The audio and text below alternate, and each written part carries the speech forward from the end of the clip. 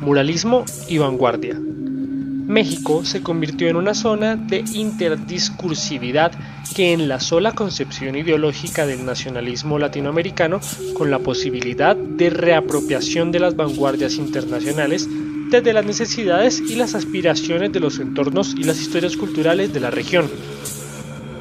El muralismo mexicano fue un momento trascendental en la historia del arte, puesto que su origen se da como una necesidad cultural y social en México, como una búsqueda de generar una identidad cultural y nacional y una memoria colectiva en torno a la nación y su tradición, su historia y evolución.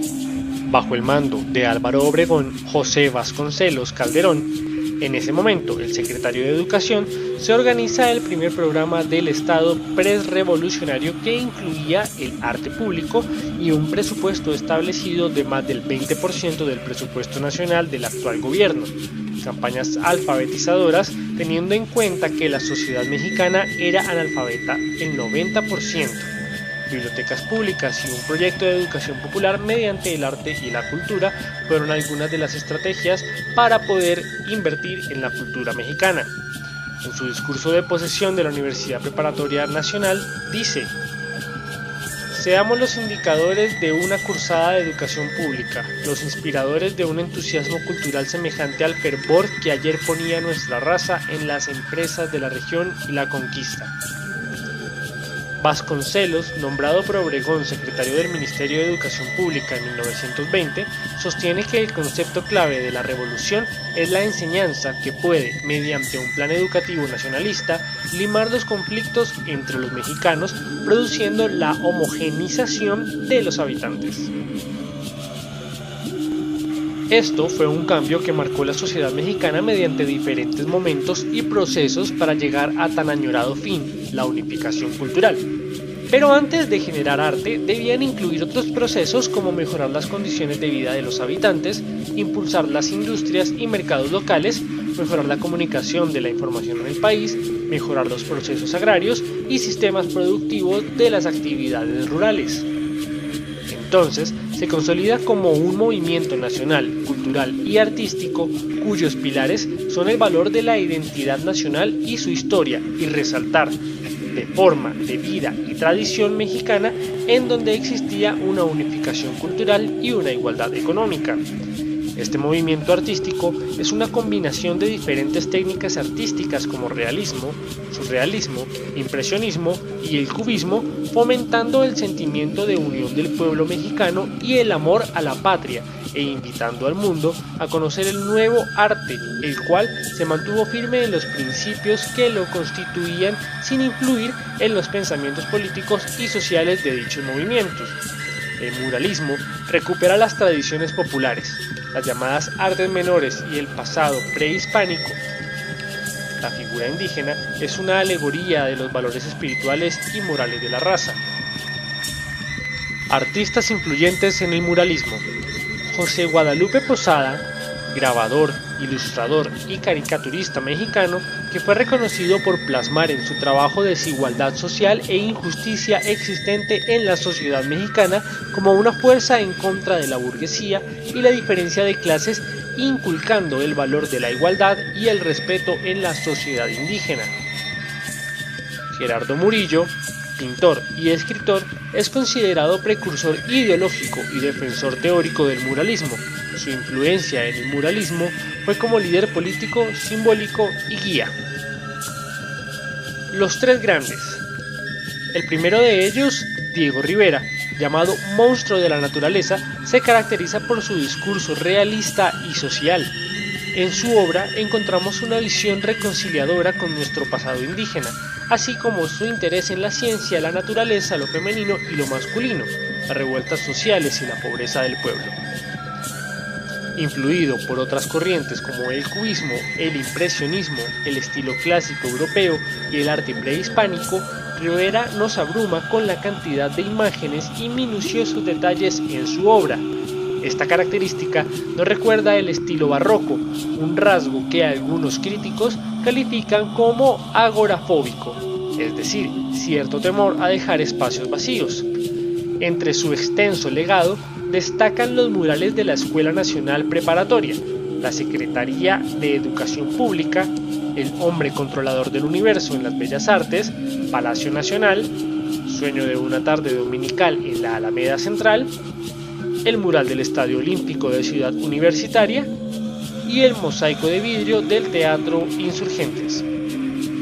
José Clemente Orozco, asiduo a la técnica del fresco, la obra de José Clemente Orozco evoca un carácter expresivo figurativo. Se puede apreciar de directa influencia del expresionismo europeo.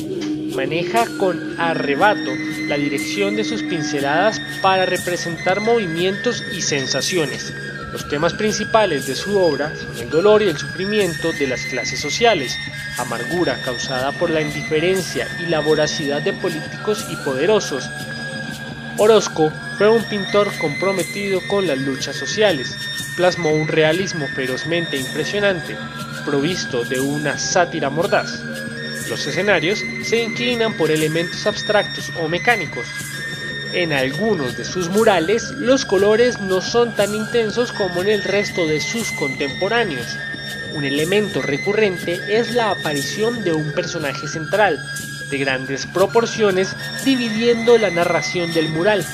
Algunas de sus piezas más representativas son los murales en San Ildefonso, El Hospicio Cabañas y Bellas Artes. David Alfaro Cisqueros.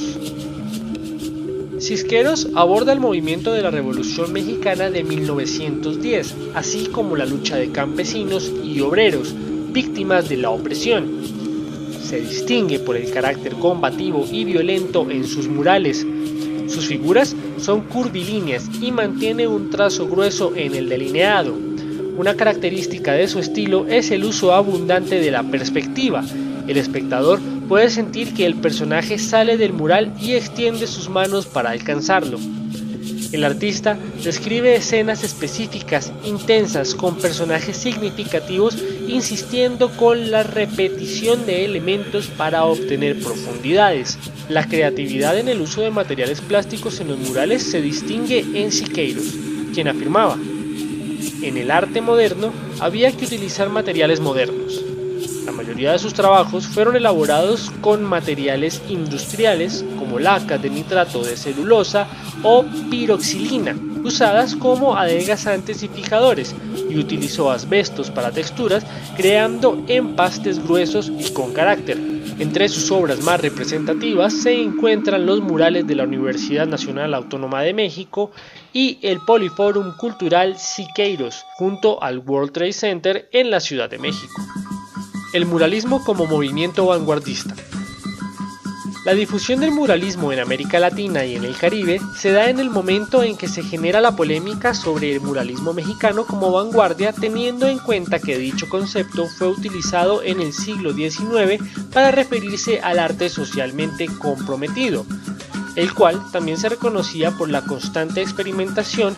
El arte progresivamente comprendió todos aquellos movimientos artísticos que comenzaron a deconstruir los esquemas de representación académicos.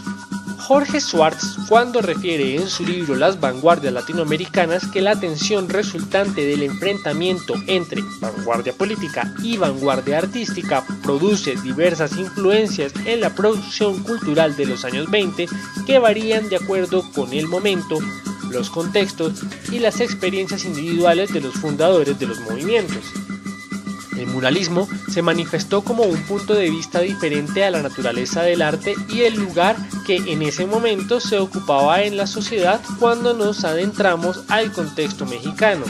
Es Oliver de Broisse quien dice que vanguardia es un término diacrónico aceptado para describir un estado presente de los fenómenos artísticos en su devenir y que se vincula con la forma de conciencia de la función de nuevo arte en la sociedad, poniendo en tela de juicio el término vanguardia al proceso artístico que se desarrolla en México, ya que desde el principio los artistas buscaron diferenciarse con su arte y lo que éste representaba.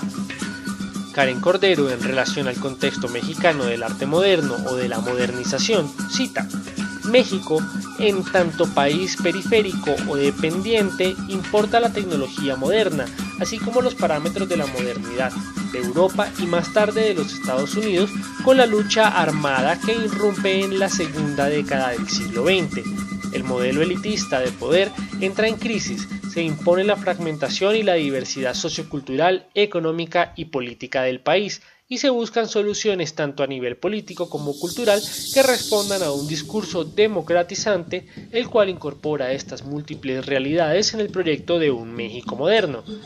El muralismo mexicano impulsó en Latinoamérica el nacionalismo, la identidad cultural y el valor de la tradición y la historia de cada país. En Brasil, Emiliano Di Cavalcanti afirma que los muralistas mexicanos habían dejado una fuerte marca en su pintura al llegar en el momento justo, arrancándolo del esteticismo inocuo.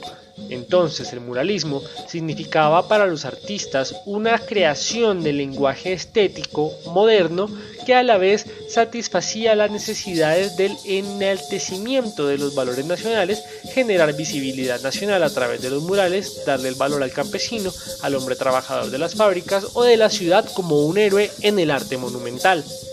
Otro artista, Cándido Portinari, pone en juego toda la eficacia de su técnica para plasmar las figuras de un pueblo que desea representar como digno y fuerte, tanto en su trabajo como en su pobreza. Indios, negros y blancos pintados con tonos fríos, muchos de ellos vestidos de blanco, como era frecuente en el interior de Brasil durante la primera mitad del siglo XX, denotan solemnidad y vigor. De esa forma, tomaba cuerpo su vocación por el muralismo y el arte social, a la vez que efectuaba un verdadero trabajo de integración de las artes. Tanto Mariátegui en Perú como Vasconcelos en México y Juan Marinello en Cuba se convirtieron en orientadores de la práctica artística en sus respectivos países, en posturas que caían con frecuencia en el extremo de la ideologización o el pragmatismo, y en sus discursos apelaban a la construcción de un relato histórico afincado en lo nacional, con sus respectivos matices. De este modo, el muralismo y el indigenismo peruano fueron diagramando un repertorio de imágenes prontamente identificados con este anhelo de la reivindicación del pueblo. En Cuba, los proyectos muralistas en la década de los 30 transitaron por un azaroso camino. Los criterios de emplazamiento y la relación referente obra-destinatario apoyaron el valor ideológico y comunicacional de estos empeños. La actitud, la vanguardia del movimiento artístico cubano se comprometió con una postura ideológica donde el arte de México resultó el referente idóneo. Surrealismo y política. En la segunda mitad del siglo XVIII, los reyes borbones españoles habían descentralizado cada vez más el gobierno de las colonias, lo que trajo al poder una nueva clase criolla, personas de descendencia española nacidas en las Américas. Estos latinoamericanos se sintieron cada vez más capaces de gobernarse a sí mismos. Al mismo tiempo, la mezcla étnica y cultural había avanzado hasta un punto en el que la sociedad se segmentó. El surrealismo aparece como un recurso en donde intenta capitalizar distintos modos de pensar una realidad conflictiva ante la que se encontraba el hombre contemporáneo. Para comprender el contexto del arte latinoamericano, debemos subrayar algunos hechos importantes. En primer lugar, es crucial hacer una distinción entre América del Sur y América Latina, en consecuencia, entre el arte sudamericano y el arte latinoamericano. Mientras que Sudamérica se refiere a la parte del continente que comprende los Países Bajos desde el Canal de Panamá hasta Argentina, América Latina también incluye a aquellas naciones del Caribe donde el español es el idioma oficial, países como México, Cuba, El Salvador, entre otros. Estas observaciones geográficas son importantes para destacar y comprender el punto crucial desde el cual debemos hablar sobre el surrealismo y la política en el arte en Sudamérica. En los años posteriores a la liberación del dominio ibérico, los artistas latinoamericanos explorarían un tanto sus propias tradiciones indígenas como las heredadas de Europa, creando eventualmente un arte latinoamericano influyente y distintivo. El surrealismo en América Latina ofrece una nueva erudición centrada en América Latina, no solo sobre el impacto del surrealismo en la región, sino también sobre el impacto de la región en el surrealismo. reconsidera la relación entre el arte y la antropología, arroja una nueva luz sobre la estética del prohibitivismo y hace un caso fuerte para los artistas y escritores latinoamericanos como herederos de un movimiento que efectivamente pasó a la clandestinidad después de la Segunda Guerra Mundial. En 1924, algunos artistas latinoamericanos terminan su formación en París, donde se nutren de los manifiestos de la poesía de Paul Eluard, Guillaume Apollinaire, Antoine Artaud, las obras de artistas plásticos como Joan Miró, Salvador Dalí, Marc Ernst o Marcel Duchamp. Es así como el surrealismo europeo logra captar la atención de algunos artistas latinoamericanos. A los artistas que impulsa el movimiento en París les impresiona lo que se va desarrollando en América. En 1934, el artista chileno Roberto Mata, quien había trabajado en Francia para Le Corbusier, arquitecto suizo de una gran influencia internacional y urbanista, abandonó su formación en arquitectura para dedicarse al arte en París, convirtiéndose en uno de los mayores exponentes de los grupos de artistas de expresionismo abstracto en los años 40. Sus primeros cuadros contenían formas biomórficas y reconocibles en una rejilla espacial en retroceso. En sus últimas obras, las figuras rayadas y dibujadas a veces toman la apariencia de generales latinoamericanos amenazadores, operando como una de las pocas referencias a su patria en su tiempo y espacio generalizado. Para este artista, los cuadros eran considerados como un estorbo a la obra arquitectónica. Mata posee una gran afinidad con la izquierda política, pero podemos preguntarnos si Roberto Mata fue influyente en la política chilena. Debido a su gran afinidad con la izquierda política, pero mucho más específico con el socialismo, Mata apoyó la revolución estudiantil de jóvenes de izquierda en 1968 en Francia. En el año de 1970, Roberto Mata viaja en varias ocasiones a Chile para trabajar en conjunto con el gobierno de Salvador Allende, gobierno que se destaca por la nacionalización del cobre y la profundización de la reforma agraria, en donde podemos ver que se destacan obras de Mata como El primer gol del pueblo chileno. En 1973 ocurre el golpe de Estado a cargo del general Augusto Pinochet, debido a la crisis económica y social que existía en el país. Durante esta dictadura hubo una fuerte represión social y donde se vulneraron los derechos humanos. En este momento, Mata, por ser seguidor del socialismo, es exiliado del país. Entre las obras más representativas se encuentra El primer gol del pueblo chileno, el cual fue pintado en conjunto con Brigada Ramona Parra, brigada muralista del Partido Comunista de Chile, para conmemorar el primer aniversario del presidente Salvador Allende. El simbolismo es clave en este mural, como lo menciona Mata, tiene un valor político, es como la primera chuteada de un juego, es como funciona el fútbol, es un juego en equipo y así funciona el socialismo. Se reconoce banderas socialistas donde se observa un trabajo muy común de Mata, la unión del pueblo y la unión entre los mismos. Los cambios de dictadura en el arte surrealista de Mata llevan al general Pinochet a cubrir la obra de Mata. Esta es tapada y censurada con 16 capas de pintura, en donde este tipo de suceso hace reflejar el poder de Mata un impacto político y social en su trabajo. En 1973, Mata presenta su obra La vida Allende, la muerte. Este colorido y dramático cuadro es la representación de protesta en contra del régimen de la dictadura que atraviesa Chile a cargo de Augusto Pinochet. En la obra se puede apreciar la figura de los soldados con armas que apuntan a una fila de personas que en este caso representan el pueblo. Además de ser una obra de protesta en contra de la dictadura militar, es un homenaje al expresidente Allende. Para Mata, esta obra representa la dictadura, expresa la represión y la crueldad que llega a lugares inimaginables para aquellas personas que crean en la democracia. Su desarrollo estilístico fue rápido, había creado un vocabulario distinto y visionario de formas biomórficas, girando en un entorno inquietante y angustiado. Su modo imaginario multidimensional estaba plagado de conflictos violentos agitados. A lo largo de su vida, Mata combinó el interés de los surrealistas en el automatismo psíquico con una predilección por elementos vagamente figurativos. Rico en ambigüedad psicológica, su trabajo refleja la sensación de deslocación y ansiedad que contribuyó al seguimiento del existencialismo después de la Segunda Guerra Mundial. En Cuba, el encuentro surrealista tiene como anfitrión a el pintor cubano Wilfredo Lam, conocido por su síntesis de la estética modernista y la imaginería afrocubana. Lam empezó su carrera en Derecho. Luego comenzó a estudiar arte en la Escuela de Bellas Artes de La Habana, donde comenzó a dibujar las plantas tropicales del jardín botánico.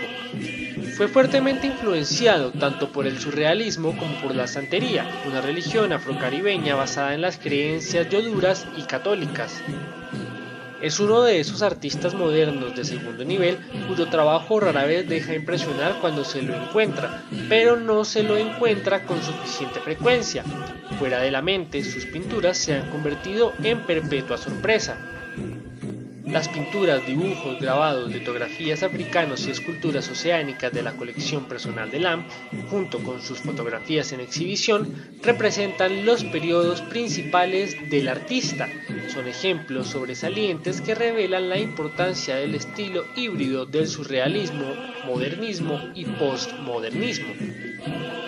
Sus obras estuvieron influenciadas por los tiempos difíciles que vivió, desde casi 2 décadas residiendo en una España desgarrada por la Guerra Civil Española, donde se enlistó y luchó en el bando republicano, hasta la Segunda Guerra Mundial y el cubano, revolución que luego pasó a apoyar plenamente.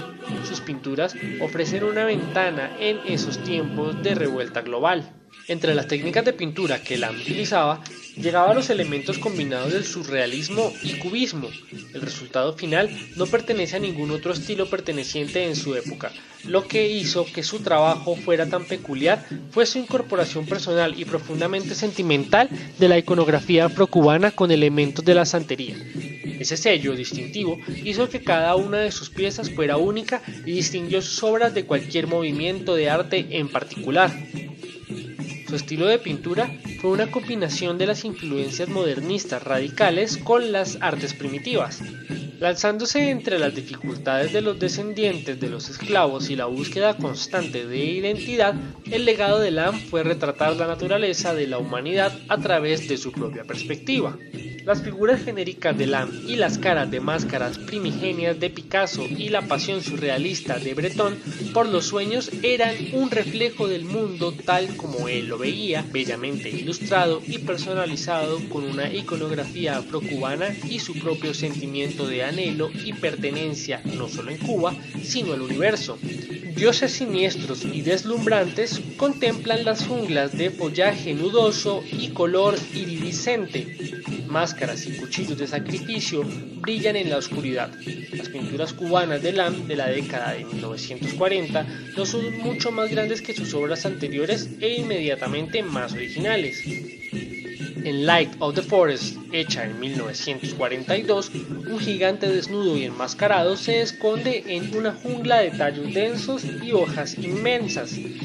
Las formas son simples y severas, la escala intimidante. Toda erudición del estudio del arte moderno de artes de la guerra de Lam informa sus obras maestras maduras. Todavía hay ecos ineludibles de Picasso, pero son ricos y estimulantes. El primitivismo de la vanguardia europea se bloquea creativamente con su herencia de santería. La jungla representa figuras masculinas y femeninas híbridas, sus cuerpos mezclando imágenes humanas, animales y vegetales dentro de una jungla antesada de caña de azúcar y hojas de plátano. Lam le dio a sus figuras caras en forma de máscaras, algunas similares a las cabezas de caballo, y las erotizó exagerando los senos, las nalgas y los genitales. Las imágenes de figuras femeninas híbridas, particularmente aquellas con cabezas de caballo extraídas de la región afrocubana, dominan gran parte de su trabajo. Durante el año de 1932, el arte de Frida de repente tomó un giro inesperado a medida que elementos gráficos y surrealistas adicionales comenzaron a aparecer en sus composiciones. En una de sus piezas de este periodo, titulada simplemente como Henry Ford Hospital, Kahlo se representó a sí misma mientras estaba tendida desnuda sobre una cama de hospital con varios objetos revoloteando a su alrededor: un feto, un caracol, una flor y una pelvis, entre otras cosas. Como fue el caso con sus autorretratos anteriores, esta descripción fue profundamente personal. El trabajo de Kahlo era conocido por su relación con el muralista Diego Rivera. En 1939, Kahlo se fue a vivir a París en busca de nuevos motivos inspiradores. Allí mostró algunas de sus composiciones y formó asociaciones con artistas como Marcel Duchamp y Pablo Picasso.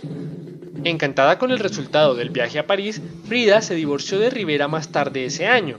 Durante ese tiempo pintó una de sus obras más famosas, Las dos Fridas. Las pinturas muestran dos variantes del artista sentado uno al lado del otro, con ambos corazones revelados. Una Frida está vestida casi toda de blanco y tiene un corazón dañado y manchas de sangre en su ropa. El otro usa ropa de colores vivos y tiene un corazón intacto. Considerado como una de las composiciones sencillas de Frida, se cree que estas figuras representan versiones no queridas y amadas de Kahlo, revelando una historia de su segundo aborto involuntario. Sus desafiantes autorretratos también adquirieron un significado importante para las críticas feministas a finales del siglo XX. Frida también incorporó en su obra imágenes del arte popular mexicano y las artes precolombinas de las aldeas del oeste de México que aquella y su esposo Diego Rivera coleccionaron. No solo era una feminista abiertamente bisexual que se adelantó a su tiempo, sino también una nacionalista, comunista y mexicana que entrelazó su experiencia personal, ideología y comentarios culturales en su arte y estilo de vida. Como ella denunció directamente el colonialismo, Frida desarrolló un fuerte sentido de mexicanidad, un término usado para describir una afinidad y admiración por la cultura indígena mexicana. A menudo pintaba al estilo de retablos o exvostos pinturas de estaño destinadas a oraciones de gratitud. Abrazó la vestimenta folclórica y comenzó a usar el colorido vestido de tehuana por el que ahora es conocida. Es tradicional para la sociedad zapoteca matriarcal y representa una cultura de liderazgo femenino e independencia. Estas fueron las características encarnadas por la joven artista que no tuvo miedo de pintar con detalles gráficos temas tabú que rodean su cuerpo, incluido el aborto espontáneo. Las pinturas de Remedios Varo combinan influencias surrealistas con un estilo distintivo que evoca aventuras místicas o misteriosas. Ella tiene una filosofía de vida de no conformidad y una historia personal marcada por la dislocación y el tumulto. Se mudó a París en 1937 y luego descubrió que no podía regresar a España después de la Guerra Civil Española. Varo se asoció y exhibió con los surrealistas explotando la magia, la alquimia y la psicología analítica. Cuando la Segunda Guerra Mundial amenazaba a París, los refugiados españoles se vieron amenazados. Varo fue arrestada y detenida a principios de 1940. Después de su liberación, huyó de París frente a la invasión nazi y para fines de 1941 había asegurado el paso a México. En México, Varo siguió siendo amiga de otros refugiados de su círculo surrealista europeo, incluida la artista Leonora Carrington. Leonora se convirtió en su mejor amiga y colaboradora. A finales de la década de 1940, cuando se mantenía a través de la ilustración comercial, Varo comenzó a desarrollar su estilo personal maduro. Durante las décadas siguientes, dedicó más tiempo y energía a su arte y profundizó en las fuentes fantásticas que capturaron su imaginación. Su muerte de un ataque al corazón en 1963 se produjo cuando estaba alcanzando un nuevo renombre. El trabajo de Varo fue influenciado por su interés en la alquimia y el psicoanálisis medieval. Es meticuloso en su ejecución y lo demuestra con varias técnicas pictóricas que consisten en aplicar imágenes unas sobre otras, técnicas surrealistas tradicionales. Sus pinturas también muestran la influencia de maestros antiguos como Hieronymus de Bosch, el Greco y el Francisco de Goya, lo que demuestra una comprensión compleja de la historia del arte, así como los estilos de vanguardia. El trabajo de Remedios Varo fue extremadamente variado. Sin embargo, en 1949, Varo había descubierto su estilo maduro de pintura. A menudo usaba pinturas al óleo sobre paneles de masonilla. Sin embargo, también empleó pinceladas muy finas y superpuestas con gran efecto. Sus pinturas también tendían a contener muchos recuerdos personales de su infancia. Además, aunque su trabajo era realmente místico, a menudo usaba la iconografía científica en sus pinturas. También comenzó a incorporar el siniestrismo mágico y la energía mística de las fantásticas creencias antiguas que estaban arraigadas a la antigua cultura indígena de México. Al distanciarse físicamente y metafóricamente del surrealismo francés, cuyas reglas imponían límites estrictos a las mujeres, Varro ya no temía ser etiquetada como la femme fatale y podía explorar libremente nuevos terrenos en su arte. Una de sus contribuciones más importantes al surrealismo fue la activación de los sujetos femeninos en su composición. En lugar de representar mujeres como musas u objetos sexuales, los personajes femeninos de Varro exploran con confianza nuevos mundos, hacen descubrimientos científicos y realizan otras tareas complejas. A través de sus pinturas y esculturas, Leonora Carrington a menudo exploró las nociones de feminidad en el estilo caprichoso y de ensueño del surrealismo. En su arte, sus composiciones oníricas, a menudo muy detalladas de criaturas fantásticas en entornos de otro mundo, se basan en un simbolismo intensamente personal. La artista misma prefirió no explicar este lenguaje visual privado a los demás. Sin embargo, los temas de la metamorfosis y la magia, así como los caprichos frecuentes, le han dado a su arte un atractivo perdurable. Carrington compartió el gran interés de los surrealistas en la mente inconsciente y las imágenes soñadas. A estas ideas añadió su propia mezcla única de influencias culturales, incluida la literatura celta, la pintura renacentista, el arte popular centroamericano, la alquimia medieval y la psicología junguiana. El trabajo de Carrington toca ideas de identidad sexual, pero evita los frecuentes estereotipos surrealistas de las mujeres como objetos del deseo masculino. En cambio, recurrió a su vida y amistades para representar las autopercepciones de las mujeres, los lazos entre mujeres de todas las edades y las figuras femeninas dentro de entornos e historias dominadas por el hombre. El arte de Carrington está poblado de figuras híbridas que son mitad humano y mitad animal, o combinaciones de varias bestias fantásticas que van desde terribles hasta humorísticas. A través de esta imaginería de firmas, exploró temas de transformación e identidad en un mundo en constante cambio.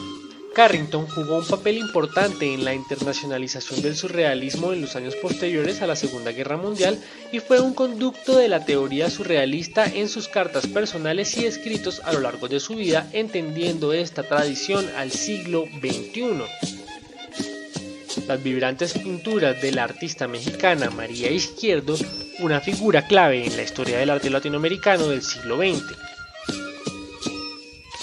Experimentó con muchos estilos y temas diferentes, sin embargo, había elementos comunes en la mayoría de sus trabajos, incluido un sentido de identidad que atrae a los espectadores hacia sus pinturas. Izquierdo evitó los temas estrictamente políticos porque sentía que carecían de profundidad emocional. Se centró en el cambio en lo personal. Comenzó su carrera pintando retratos y bodegones. En estos trabajos a menudo utilizaba colores ricos de tierra ocre y una sensación realista. Incluso desde el principio, estas naturalezas muertas eran extraordinarias. Izquierdo cambió su enfoque de retratos y naturalezas, muestras a la cultura popular y la tradición. A través de su arte, intentó abordar y ayudar a definir la identidad nacional. Sin embargo, lo hizo fuera del marco típico de dominación masculina, a través del cual muchos de sus contraponientes nacionalistas estructuraron su trabajo. En su esbozo de un proyecto mural en 1945, Izquierdo describió a un líder azteca emparejado con una mujer mexicana moderna, una iniciación del papel vital que ella creía que las mujeres debían jugar en la sociedad, un rol al que no se les permitía vivir completamente. Izquierdo se identificó de los muralistas en otra forma importante en sus representaciones de los valores históricos y culturales de su país. Como en muchas de sus obras anteriores, Izquierdo se enfocó en lo íntimo sobre lo político, rechazando el realismo social y el arte de la propaganda, desarrollando un estilo personal, íntimo y poético que le permitió expresar un mensaje universal mientras estaba en al mismo tiempo manteniendo su identidad mexicana. En otras palabras, Izquierdo buscó ofrecer una representación de la identidad mexicana que fuera más allá de la política, hasta la raíz más profunda de las emociones humanas y la identidad cultural. La década de 1930 también fue un momento en que Izquierdo produjo una serie de alegorías. En alguna de estas alegorías, Izquierdo describió temas feministas como la opresión y el sacrificio a los que muchas mujeres de su tiempo podrían relacionarse. Las pinturas hablan claramente de las experiencias de una mujer que vive en un mundo dominado por el hombre. A través de estos trabajos, Izquierdo contribuyó a una conversación más amplia sobre el lugar de las mujeres en la cultura mexicana, históricamente, así como sobre el lugar que debía haber tenido en la sociedad de la época de Izquierdo. A través de sus pinturas, dejó claro que creía que las mujeres podían ser miembros activos de la sociedad, ayudando a perpetuar la cultura y definir la identidad nacional de México. Llegamos con la pintura argentina Raquel Fornel, quien es conocida por sus obras expresionistas. El trabajo de Forner demostró un interés en los acontecimientos actuales y desde el comienzo de la Guerra Civil Española en 1936 tomó un tono dramático y trágico. Estos motivos le hicieron tomar prestadas ideas del surrealismo durante la década de 1940, adaptando su estética de distorsión sin intentar reproducir un estado de sueño. Comenzando en 1957, coincidiendo con la carrera espacial, la atención de Forner se centró en escenas imaginadas de viajes interplanetarios. Con su Space Series, que exhibió en Europa ganando reconocimiento, se convirtió en una de las primeras artistas en retratar escenas del espacio exterior.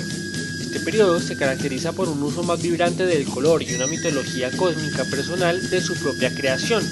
Las descripciones artísticas de Forner sobre el viaje espacial continuaron hasta la década de 1970. Las obras creativas del artista y poeta Juan Batlle Planas, una figura relativamente desconocida fuera de Argentina, han sido durante mucho tiempo entendidas como experimentos enigmáticos y solitarios en el surrealismo.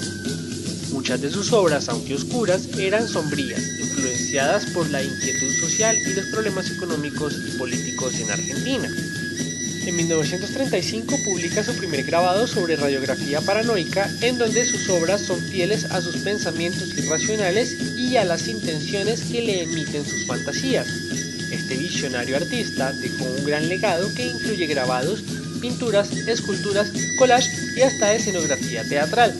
Dentro de su obra ilustrada, su obsesión con el surrealismo es notorio, al cual incursionó en el psicoanálisis, el ocultismo y la docencia. Batlle Planas estaba familiarizado con el ejercicio surrealista del automatismo, un enfoque del dibujo y la escritura que usan la acción involuntaria como un medio para acceder y expresar el subconsciente. Estaba muy interesado en conceptos relacionados con la espiritualidad y representó este ámbito al incluir en sus composiciones figuras sin rasgos que él veía como encarnaciones de mensajes místicos. En Tres personajes, una obra de serie de témperas que examina imágenes de sueños, las tres figuras silueteadas representan la mente humana subconsciente.